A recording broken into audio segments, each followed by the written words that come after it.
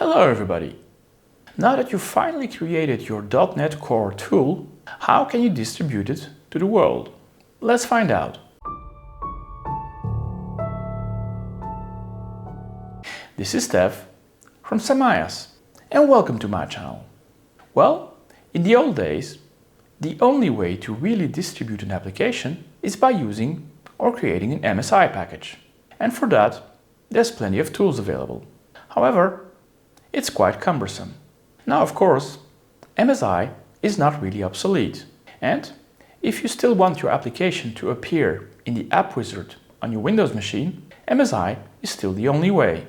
However, if you're creating a command line tool in .NET Core, there's another way now. .NET provides us with .NET Tools, which has 3 subcommands: install, update, and uninstall.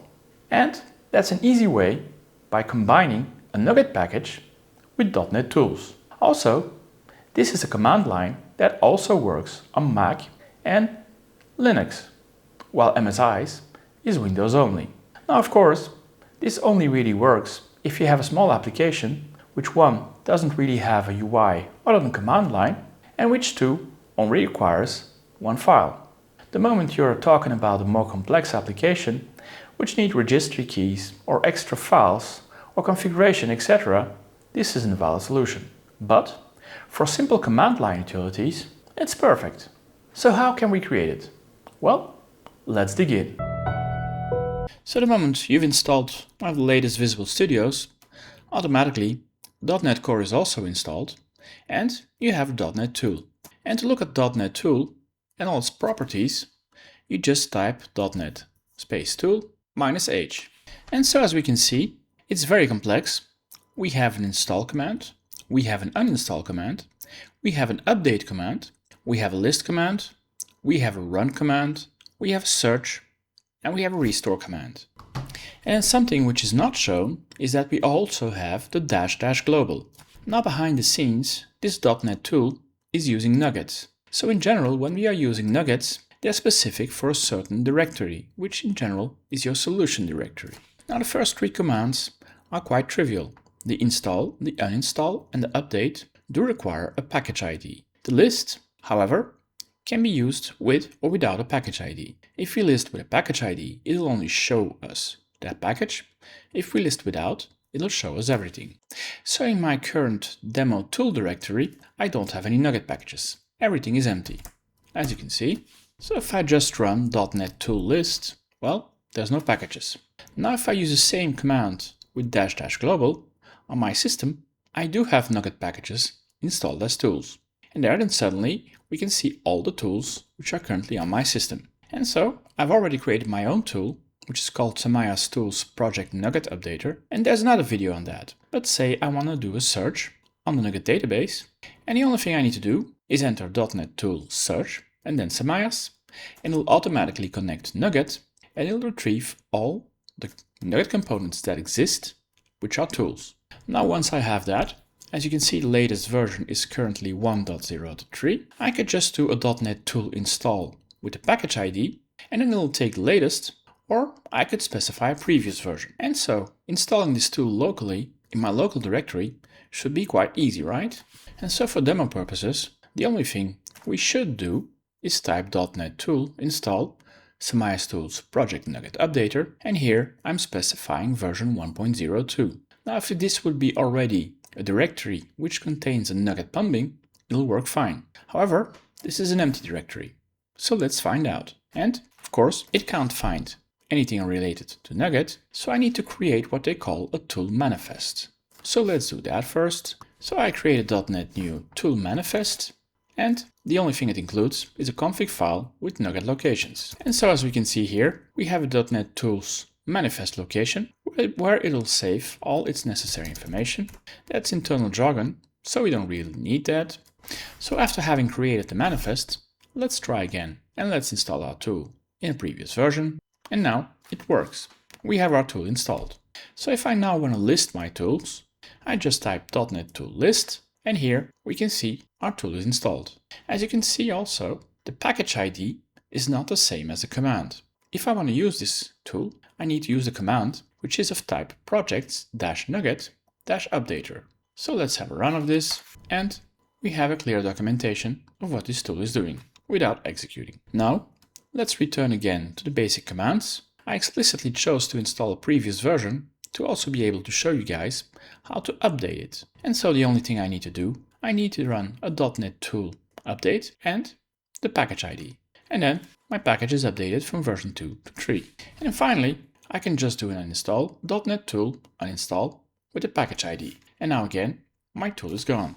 If I now do a .NET Tool list, I have nothing anymore.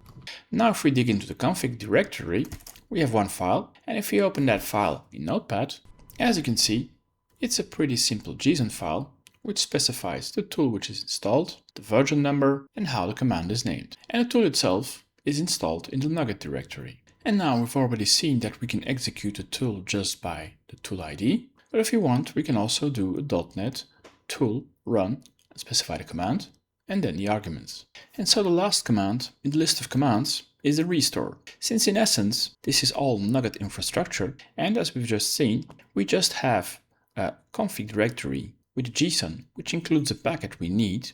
If that is checked into a repo, and then we do a restore another machine of that Git repo or another repo, at some point we need to restore the tool on the system. That's why we have .NET Tool restore.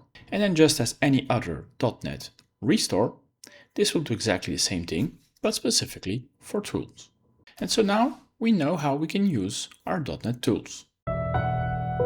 And so now I've opened up my Visual Studio. It's a very simple solution. The first project is a command line tool, and the second project are unit tests to validate my code. So how do I create it?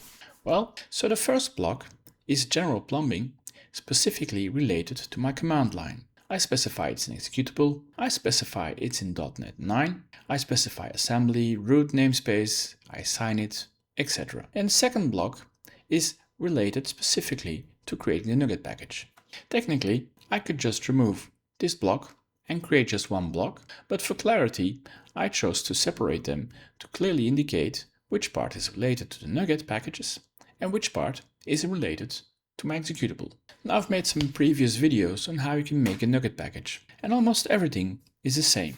There's just some minor changes which clearly specifies it's a NuGet tool, and those are here. First, I specify that it is a package as a tool, and secondly, I specify the name of how to use this tool. And here I specified projects-NuGet-updater.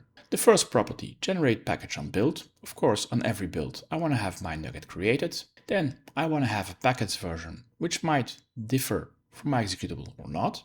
Of course, this project is packageable. Then I specify the package ID, which is samayas.tools.packet-NuGet-updater. I include my logo, which is located in the images subdirectory. I also include a URL to the website. I specify my package tags. I specify my license. I specify my README file and my initial nodes. And then again, the same thing as with normal packages, I have a subdirectory doc wherein I have my README file and I have my license file. And as you can see here, I have my README file, I have the MIT license, and as you can see, I just include my license MD and my README file, and that's about it. So, pretty complex, right? Well, the only complexity is to creating a working command line tool. Distribution is quite easy. Now, I've created a very simple build pipeline. I've already done some more detailed explanations of how you can create build and/or release pipelines. This one is quite simple. I first do the preparations for SonarQube, then I do .NET Restore. Next, I run my .NET list packages to check for vulnerabilities and outdated versions. Finally, I do .NET Build, then I run my unit tests, and then I recover the results from those unit tests, I create a report, and I publish those. And then finally, I run my SonarQube. The important step here, since we're working with NuGet packages, is that at the end of whatever you want to do, is that you need to copy your NuGet artifact to an artifact directory and then publish those artifacts, so that the release pipeline can pick up on that artifact. And so if we look at the result of this build, well, here we have two published artifacts. And if we go in detail, the first is just the code coverage, and the second one is the important one. It's a drop for nupkg NuGet package. And this is what will be picked up by our release pipeline.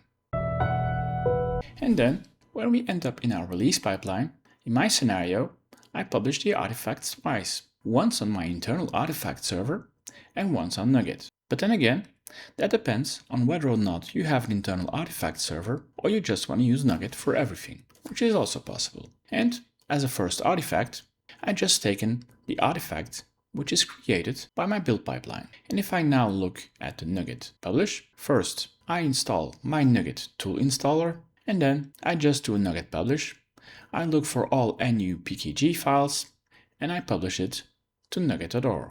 And it's that easy to publish a NuGet package. So in the end, this kind of application is less visible than a normal classical MSI. However, for small development tools, this is just perfect. What more do you need? If you guys enjoy this content, please give it a thumbs up, subscribe to this channel and hit the bell sign. Or leave a comment down below.